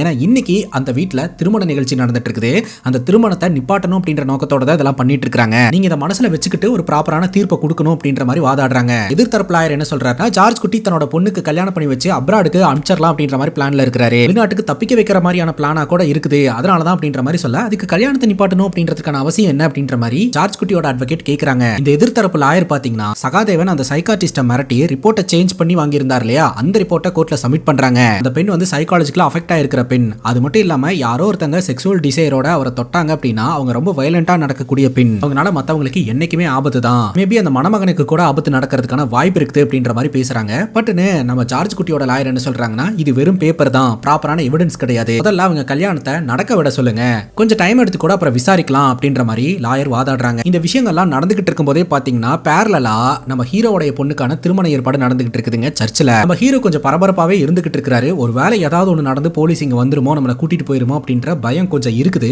ஆனா அது நடக்காது அப்படின்ற தைரியமும் அவருக்கு இருக்குது. நினைச்ச மாதிரியே பாத்தீங்கன்னா கோர்ட் வந்து ஃபர்ஸ்ட் அவங்களுக்கு கல்யாணம் நடக்கட்டும் அப்படின்ற மாதிரி தீர்ப்பை கொடுத்துறாங்க. அதனால ஹீரோடைய பொண்ணுக்கு சர்ச்சில் எந்த ப்ராப்ளமே இல்லாம நல்லபடியா திருமணம் நடந்து முடியுது. அங்க கட் பண்ணா இந்த பிரபாகர் ஐஜி கிட்ட பேசுறாருங்க, இதுக்கு மேல என்னால பொறுமையா இருக்க முடியாது, நீங்க நினைக்கிற மாதிரி இந்த ஜார்ஜ் குட்டி அவ்வளவு ஜீனியஸ் எல்லாம் ஒண்ணும் கிடையாது, அதிர்ஷ்டமும் டைமும் அமைஞ்சதுன்னா எல்லாருனாலையும் இந்த விஷயத்த பண்ண முடியும், அதைத்தான் அவன் செஞ்சிருக்கான். இந்த பிரபாகரோடைய கோல் என்ன, இந்த குடும்பத்தை உள்ள தள்ளணும், பழைய கேஸை நோண்டணும்னா இவன் ஏதாவது ஒண்ணு பண்ணி தப்பிச்சுக்கிட்டே இருக்கிறான், புதுசா நம்மளே அவனுக்கு எதிராக எவிடன்ஸை உருவாக்கிட்டா அப்ப கண்டிப்பா ஈஸியா உள்ள தள்ள முடியலையா, என்கிட்ட ஒரு பிளான் இருக்கு அப்படின்னு சொல்லிட்டு தக்காளி தாறுமாறான ட்விஸ்ட இந்த பிரபாகர் வைக்கிறாருங்க. அது என்ன அப்படின்னு பாத்தீங்கன்னா, இது வரைக்கும் நம்ம ஹீரோட வீட்டுக்கு வரன் வந்தது இல்லையா, அந்த வரன் எல்லாமே வந்து இந்த பிரபாகரோட கண் பார்வை மூலமா தான் வந்திருக்குது. ஆரம்பத்துல இருந்தே பாத்தீங்கன்னா அவருடைய பொண்ணை வெளிநாட்டுக்கு தாட்டி விடுறதுலயே தான் குறியா இருந்திருக்காரு, ஆனா ஹீரோவுடைய பொண்ணை வெளிநாட்டுக்கு அனுப்புறதுல அவர் விருப்பம் இல்லாம இருந்திருக்காரு, எப்படியாவது வெளிநாட்டுக்கு அனுப்புறதுக்கு புஷ் பண்ணணும் அப்படின்னு சொல்லிட்டு வரன்களை எல்லாம் இவர் தான் பேக்ரவுண்ட்ல இருந்து கேன்சல் பண்ணி விட்டுக்கிட்டே இருந்திருக்காரு. இப்ப பாத்துருக்கிற வெளிநாட்டு பையன் வந்து பிசினஸ்ல தோல்வி அடைஞ்சிட்டு இருக்கும் போது இவங்க தான் பாத்தீங்கன்னா அந்த பையனுக்கு ஃபண்டிங் எல்லாம் பண்ணி பிசினஸ்ல ஸ்டேபிள் பொசிஷன் கொண்டு வந்திருந்திருக்காங்க. இந்த பையன் மேல நம்ம ஹீரோக்கு ஒரு நல்ல அபிப்பிராயம் வரணும், இந்த பையனுக்கு ஹீரோவுடைய பொண்ணை கல்யாணம் பண்ணி கொடுக்கணும் நடக்கணும் அப்படின்னு எதிர்பார்த்து இதெல்லாம் பண்ணியிருந்திருக்காங்க. நினைச்சபடியே இது நடந்துருச்சுங்க. ஹீரோடைய பொண்ணை திருமணம் பண்ணியிருக்கிற அந்த பையனும் பாத்தீங்கன்னா இந்த பிரபாகரோட ஆள் தான். இப்ப ஹீரோடைய பொண்ணுக்கும் மாப்பிள்ளையான அவீராக்கும் பாத்தீங்கன்னா முதலிரவுக்கான ஏற்பாடை ஒரு ரெசார்ட்ல பிளான் பண்ணி இருந்திருக்காங்க. அந்த ரெசார்ட் பாத்தீங்கன்னா ஒரு பிரைவேட் ரெசார்ட் மாதிரி இருந்துட்டு இருக்குது. அந்த இடத்துல யாருமே இருக்க மாட்டாங்க, இவங்க 2 பேர் மட்டும் தான் இருப்பாங்க. சோ அதுதான் கரெக்டான பிளேஸ் இவங்களுக்கு. அவீராவும் சகாதேவனும் சேர்ந்து அந்த பொண்ணுக்கு மயக்க மருந்து கொடுத்துருவாங்க. அந்த பொண்ணு மயங்கி இருக்கும் போதே அந்த ரூம்குள்ள இருக்கக்கூடிய பொருட்களை எல்லாம் அடிச்சு உடைச்சிட்டு ரத்த கரையெல்லாம் அந்த ரூம்ல இருக்கிற மாதிரி பண்ணிட்டு நம்ம ஹீரோக்கு போன் அடிச்சு இந்த விஷயத்தை சொல்லுவாங்க. ஹீரோ பாத்தீங்கன்னா தன் பொண்ணுக்கு என்னமோ ஆயிடுச்சோ அப்படின்னு சொல்லிட்டு அந்த இடத்துக்கு அடிச்சு பிடிச்சு வருவாரு. அப்ப இந்த சகாதேவன் பாத்தீங்கன்னா அவீராவை சீக்கிரட்டா ஒரு இடத்துக்கு கூட்டிட்டு போய் அங்கிருந்து வெளிநாட்டுக்கு அனுப்பிச்சு வச்சிருவான். அதுக்கப்புறம் இவங்க என்ன பண்ணுவாங்க அப்படின்னா இந்த பொண்ணு ஃபர்ஸ்ட் நைட் ரூம்ல வயலண்ட் ஆகி அந்த பையனை அடிச்சு கொலை பண்ணிட்டு தன்னோட அப்பா கிட்ட போன் பண்ணி இந்த விஷயத்தை சொன்னதும் உடனடியா ஜார்ஜ் குட்டி அந்த இடத்துக்கு வந்து தான் பொண்ணோடைய வாழ்க்கையை காப்பாற்றணும் அப்படின்றதுக்காக அந்த பையனோட டெட் பாடியை கொண்டு போய் அவங்க வீட்டு வாழைத்தோட்டத்துல புதைச்சு வச்சாரு அப்படின்ற மாதிரி கேஸ் போட போறாங்க. இந்த மாதிரி தான் இந்த பொண்ணு பிஹேவ் பண்ணுவா அப்படின்னு சொல்லிட்டு ஆல்ரெடி நாங்க கோர்ட்ல அந்த சைக்காலஜிக்கல் ரிப்போர்ட்ஸ் எல்லாம் வச்சு காமிச்சிட்டோம்ல. பட் கோர்ட் அதை பெருசா கண்டுக்கல அப்படின்னு கோர்ட்டுக்கு எதிராகவே நம்மளால பேச முடியும் அப்படின்ற பிளான பிரபாகர் சொல்றாருங்க. தக்காளி அங்கதான் இன்னொரு ட்விஸ்ட். இந்த அவீரா அப்படின்ற பையனை வெளிநாட்டுக்கு அனுப்பி வச்சுட்டு அவன் செத்துட்டு தான் வந்து இவங்க பிளான் பண்ண போறதா சொல்லிட்டு இருந்தாங்க இல்லையா. இந்த சகாதேவனா அவ்வளவு சீக்கிரம் நம்ப முடியாது. உண்மையிலேயே இந்த அவீராவை அவன் கொலை பண்ணாலும் கொலை பண்ணிடுவான். அந்த வழக்குல ஏதாவது ஒரு சின்ன பேக் ஃபயர் ஆனா கூட நீங்க தான் மாட்டுவீங்க அப்படின்ற மாதிரி ஐஜி சொல்லுவாருங்க. ஆக்சுவலா பிரபாகர் ஆல்ரெடி சகாதேவன் கிட்ட பேசும்போது சகாதேவன் பாத்தீங்கன்னா அந்த பையனை போட்டு தள்ளுறேன்னு தான் சொல்லியிருந்திருப்பாரு. ஆனா பிரபாகர் வேணான்னு சொல்லியிருப்பாரு. ஆனா அவர் தான் ட்ரஸ்டபிளான ஒரு பர்சனே கிடையாது. அவனோட பழிய தீக்கிறதுக்காக கொலை பண்ணிட்டா கூட கடைசியில ஏதாவது பிரச்சனைனா மாற்றுறது பிரபாகர் தானே. அதைத்தான் இந்த ஐஜி சொல்றாரு. ராத்திரி இந்த சம்பவம் எல்லாம் நடந்து முடிஞ்சிருக்குன்னு சொல்லிட்டு அடுத்த நாள் சகாதேவனோட வீட்டுக்கு ஐஜியும் இந்த பிரபாகரும் போறாங்க. அங்க போய் பார்த்தா வீட்டுக்குள்ள இருந்து நம்ம ஹீரோ வெளியில வராருங்க. அங்கதான் கைஸ் பெரிய ட்விஸ்ட். இவங்க போட்ட பிளான் எதுவுமே ஒர்க் அவுட் ஆகல. ஹீரோடைய பொண்ணுக்கு மயக்க மருந்து கொடுத்திருந்தாங்க இல்லையா, அந்த பொண்ணு தெளிஞ்சிட்டா. அதனால அவ எதிர்த்து சண்டை போட்டு இருந்திருக்கா. அந்த சண்டையில சகாதேவன் ஹீரோடைய பொண்ணை அட்டாக் பண்ணிட்டு அவீராவை தூக்கிட்டு அந்த இடத்துல இருந்து கிளம்பிட்டான். நம்ம ஹீரோக்கு தகவல் தெரிஞ்சு அந்த இடத்துக்கு வந்த நம்ம ஹீரோ போலீஸ் மூலமா பொண்ணுக்கு பாதுகாப்பு கொடுத்துட்டு உடனடியா இந்த சகாதேவனை தேடி போக ஆரம்பிச்சிருந்திருக்காருங்க. ஹீரோக்கு நல்லாவே தோணுது தனக்கு எதிராக ஒரு எவிடன்ஸ் உருவாக்கிட்டு இருக்கான்னு சொல்லிட்டு சகாதேவனை கண்டுபிடிச்சு வீட்டுல போட்டு பொலவலன் பொழந்திருக்காரு. சகாதேவன் சொல்றான், அவ்வளவுதான் உன் கதை முடிஞ்சது, நான் பிளான் பண்ணபடி எல்லாம் நடக்க போகுது அப்படின்ற மாதிரி சொல்றா. அவீராவை கொண்டுட்டியா, எங்கடா வச்சிருக்க அப்படின்ற மாதிரி கேட்க பதிலே சொல்ல மாட்டேன்றான். ஒரு கட்டத்துக்கு மேல கழுத்துல கத்திய வச்சதுக்கு அப்புறம் அவன் சில விஷயங்களை சொல்ல ஆரம்பிக்கிறான். பிளான் எல்லாம் பண்ணது நான் கிடையாது, பிரபாகர் தான் அப்படின்னு சொல்லிட்டு. சகாதேவனோட பிளான் என்ன அப்படின்னு பாத்தீங்கன்னா இந்த அவீராவை கொலை செஞ்சு ஹீரோவோட வீட்டு வாழைத்தோப்புக்குள்ள புதைச்சு வச்சுட்டு ஹீரோ தான் அந்த பையனோட டெட் பாடியை புதைச்சு வச்சிருக்காரு அப்படின்ற மாதிரி ப்ரூவ் பண்றதுக்காக பண்ணியிருக்காருங்க. இதுக்கு முன்னாடியே அந்த வாழைத்தோப்புல வந்து குழியை தோண்டிட்டு மூடி வச்சுட்டு போயிருந்திருக்காரு. ஹீரோக்கு எப்படியும் தெரியும் அப்படின்னு சொல்லிட்டு அந்த வாழைத்தோப்புக்குள்ள தான் கைஸ் ஒளிஞ்சிருந்திருக்காரு. ஹீரோ பாத்தீங்கன்னா எதுக்காக இந்த இடத்துல குழி தோண்டப்பட்டிருக்கு அப்படின்னு சொல்லிட்டு தோண்டி ஏதாவது இருக்கான்னு செக் பண்ணி பார்த்துட்டு திரும்பவும் மூடுவாருங்க. அப்படி மூடும் போது இந்த சகாதேவன் அதை வீடியோ எடுத்து வச்சிருந்திருப்பான். கடைசியில எவிடன்ஸா பாத்தீங்கன்னா இவன் குழிய மூடிட்டு இருந்ததை நான் பார்த்தேன், வீடியோ எடுத்தேன் அப்படின்ற மாதிரி ப்ரூவ் பண்றதுக்காக நினைச்ச மாதிரியே பாத்தீங்கன்னா இந்த பையனை அந்த வாழைத்தோப்பு கிட்ட சகாதேவன் கொண்டு வந்திருப்பான். ஆனா ஆல்ரெடி பாத்தீங்கன்னா நம்ம ஹீரோ அந்த வாழைத்தோப்புக்குள்ள ஆள் நடமாட்டம் இருக்கிற மாதிரி பண்ணிடுவாருங்க. இதனால சகாதேவனால அந்த பையனை எதுவும் பண்ண முடியாம ஆயிருது. பிரசன்ட்ல நம்ம ஹீரோ பாத்தீங்கன்னா பிரபாகரன் கிட்டையும் ஐஜி கிட்டையும் சகாதேவன் நீங்க தான் இதுக்கு பின்னாடி இருக்கிறீங்கன்ற வாக்குமூலத்தை கொடுத்துட்டான். இதுக்கு மேல எதுனாலும் நம்ம கோர்ட்ல பாத்துக்கலாம் அப்படின்ற மாதிரி சொல்ல இந்த பிரபாகர் சொல்றாரு, சகாதேவன் கொடுத்த வாக்குமூலத்தை வச்சு கோர்ட் எனக்கு தூக்கு தண்டனை எல்லாம் கொடுத்துறாது. எங்க குடும்பத்தில இருந்து எடுக்கக்கூடாத ஒன்ன நீ எடுத்துட்ட. இனி அடுத்து நான் என்னென்னலாம் செய்ய போறேன் அப்படின்றத மட்டும் பாரு. உன்னோட வாழ்க்கையில என்னென்ன நடந்தாலும் அதுக்கு பின்னாடி நான் இருக்கிற மாதிரியா தான் இருக்கும், நான் விட மாட்டேன் அப்படின்ற மாதிரி இந்த பிரபாகர் சொல்றாருங்க. இப்போ நம்ம ஹீரோ பாத்தீங்கன்னா ஹாஸ்பிட்டலுக்கு போறாரு. ஹீரோடைய பொண்ணு அங்க அட்மிட் ஆயிருக்கா. ஹீரோ ஏதோ ஒரு பிளான சொல்லி இருக்கிறாரு போலங்க. ஹீரோட மனைவி கேட்கறாங்க இதை செஞ்சுதான் ஆகணுமா அப்படின்னு சொல்லிட்டு. ஆல்ரெடி நாம இதுக்கு ப்ரிப்பேர் ஆனது தானே, ஒரு சந்தோஷமா வாழணும் அப்படின்னு சொல்லிட்டு தான் லாஸ்ட் டைம் அதை பண்ணோம். ஆனா நம்ம செஞ்ச ஒரு செயல்னால என்னதான் இருந்தாலும் ஒரு குடும்பம் அழிஞ்சிருக்குல்ல, அவங்களோட துக்கங்களுக்கும் வேதனைகளுக்கும் இது ஒரு பரிகாரமா இருக்கட்டும். திடீர்னு ஏன் இப்படி ஒரு முடிவு எடுத்திருக்கீங்க அப்படின்னு கேட்கும்போது இந்த சிச்சுவேஷனை எதிர்கொள்றதுக்கு நம்ம ஆல்ரெடி தயாரா இருந்தவங்க தான், இதுவும் கடந்து போகும் அப்படின்ற மாதிரி ஹீரோ சொல்றாருங்க. ஹீரோட முடிவு என்ன அப்படின்னு பாத்தீங்கன்னா ஹீரோவே சரண்டர் ஆகலாம் அப்படின்ற பிளான்ல இருந்திருக்காரு. ஆனா அவரோட அட்வொகேட் மூலமா ஏகப்பட்ட கண்டிஷன்ஸோட தான் போய் சரண்டர் ஆகுறாருங்க. அந்த சார்ஜ் ஷீட் எப்படி ஃபைல் பண்ணணும் அப்படின்றது முதற்கொண்டு அட்வொகேட்டோட கண் பார்வையில தான் கண்டிஷன்ஸோட கொடுக்குறாங்க. 5 வருஷத்துக்கும் குறைவான தண்டனை தான் வாங்கி தரணும் அப்படின்ற மாதிரியும் சொல்றாங்க. இதுக்கெல்லாம் ஒத்துக்கிட்டா சகாதேவன் பிரபாகரனுக்கு எதிரான வாக்குமூலத்தை கொடுத்திருந்தார் இல்லையா, அந்த விஷயங்களை எல்லாம் சப்மிட் பண்றதா சொல்லி இருக்காருங்க. இதுக்கு பிரபாகரனும் அக்செப்ட் பண்ணி இருந்திருக்காரு போல. பிரபாகரன் மீட் பண்றீங்களா அப்படின்ற மாதிரி கேட்க ஹீரோ இல்ல அப்படின்னு சொல்லிட்டு அந்த இடத்த விட்டு கிளம்புறாங்க. அப்படி கிளம்பும் போது ஆப்போசிட்ல பிரபாகர் வராருங்க. பிரபாகர் சொல்றாரு, நீ ஏதோ தானம் பண்றதா சொல்லி இந்த விஷயங்களை எல்லாம் பண்ணிட்டு இருக்கிற, ஆனா அதிர்ஷ்டம் இருக்கிறதுனால தான் ஒவ்வொரு முறையும் நீ தப்பிச்சுக்கிட்டு இருக்கிற அப்படின்ற மாதிரி சொல்ல ஹீரோ சொல்றாரு, நீங்க என் பொண்ணையும் தண்டிக்க நினைக்கிறீங்கன்னு எனக்கு நல்லாவே தெரியும், ஆனா அது மட்டும் நடக்கவே நடக்காது, நான் உயிரோட இருக்கிற வரைக்கும் நடக்காது, எல்லாத்துக்கும் ஒரு முடிவை கட்டணும் அப்படின்னு சொல்லிட்டு தான் இப்படி ஒரு முடிவை எடுத்து நான் வந்திருக்கிறேன். இது எல்லாமே இன்னையோட முடிவுக்கு வரணும். இதுக்கப்புறமும் என் பொண்ணை பின்தொடர்ந்து வந்தீங்க நான் தொலைச்சிருவேன் அப்படின்ற மாதிரி மிரட்டுறாருங்க. இவங்க போனதுக்கு அப்புறம் இந்த பிரபாகருக்கு ஒரு ஃபோன் கால் வருதுங்க. யாருன்னு பார்த்தா அவீரா அப்படின்ற அந்த பையன் தான். ஏதோ ராமேஸ்வரம் போட்ல பாத்தீங்கன்னா சுத்திக்கிட்டு இருக்கான், இன்னும் உயிரோட தான் இருக்கிறான் போல. ஹீரோ பாத்தீங்கன்னா சகாதேவனை மிரட்டி கன்ஃபெஷன் வாங்கிட்டு இருக்கும்போது பேக் சைடு வழியா இந்த அவீரா தப்பிச்சு ஓடி வந்திருப்பான். சகாதேவன் ஆல்ரெடி என்ன கொல்றதுக்கு திட்டம் போட்டுக்கிட்டு இருக்கான் அப்படின்ற விஷயம் ஆல்ரெடி உங்களுக்கு தெரிஞ்சிருக்கு, தெரிஞ்சதான் நான் அப்படியே விட்டீங்களா அப்படின்ற மாதிரி கேட்க கிடையவே கிடையாதுன்னு பிரபாகர் சொல்றாரு. இந்த சகாதேவன் தான் எல்லாத்தையும் சொதப்பனா அப்படின்ற மாதிரியும் சொல்றாரு. இப்போ நம்ம ஹீரோ அட்வொகேட்டை மீட் பண்றாரு. நீங்க செஞ்ச உதவிக்கு நான் எப்படி நன்றி சொல்றதுனே தெரியல அப்படின்னு சொல்லிட்டு ஒரு உண்மையை சொல்றாருங்க. ஆக்சுவலா ஹீரோடைய பொண்ணை ரெசார்ட்ல வச்சு சகாதேவன் அட்டாக் பண்ணிட்டு தான் தப்பிச்சு ஓடனா அப்படின்ற மாதிரி பார்த்தோம் இல்லையா. உண்மை சொல்லணும்னா சகாதேவன் ஹீரோடைய பொண்ணை அட்டாக் பண்ணி இருந்திருக்க மாட்டான். நம்ம ஹீரோ தான் ஹீரோடைய பொண்ணை அட்டாக் பண்ணி இருந்திருப்பாரு. அப்பதான் சகாதேவனுக்கு எதிரான ஒரு எவிடன்ஸை ஸ்ட்ராங் பண்ண முடியும் அப்படின்னு சொல்லிட்டு ஹீரோ கண் கலங்கிட்டா தான் தான் பொண்ணை அட்டாக் பண்ணி இருந்திருப்பாரு. இது எல்லாமே பாத்தீங்கன்னா அவீரா மூலமா பிரபாகருக்கு தெரிய வருது.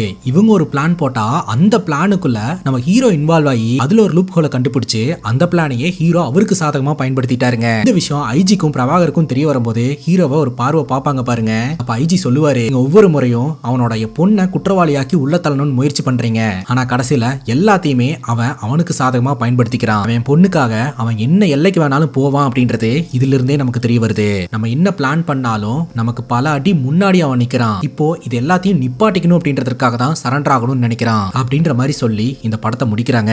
இந்த படம் எப்படி இருந்தது அப்படின்னு உங்களுடைய கருத்தை கமெண்ட் செக்ஷன்ல பதிவு பண்ணுங்க. அண்ட் என்னோட எக்ஸ்பிளனேஷன் ஓகேவா இருந்ததா அப்படின்றதையும் கமெண்ட் செக்ஷன்ல சொல்லுங்க. அப்புறம் நிறைய பேர் பாத்தீங்கன்னா இந்த வீடியோ கிளிப்ஸை போட்டு எக்ஸ்பிளைன் பண்ணுங்க, அப்பதான் வீடியோட பிரசன்டேஷன் நல்லா இருக்கும் அப்படின்னு சொல்றீங்க. அதற்கான எஃபிஷியன்ட் எல்லாம் நம்ம கிட்ட இருக்கு. ஆனா காப்பிரைட் அப்படின்னு ஒரு பிரச்சனை இருக்குல்லங்க. சோ அந்த பிரச்சனையை நம்ம ஃபேஸ் பண்ற மாதிரி இருக்கும். சேனலே போறதுக்கான ஆபத்து இருக்கு. அதனாலதான் நம்ம இந்த பேட்டர்னே ஃபாலோ பண்ணிட்டு இருக்கோம். சோ நீங்க புரிஞ்சுப்பீங்கன்னு நினைக்கிறேன், நம்புறேன். Love you guys. நான் இதே மாதிரி வேற ஒரு நல்ல வீடியோல வந்து சந்திக்கிறேன். Take care and cheers.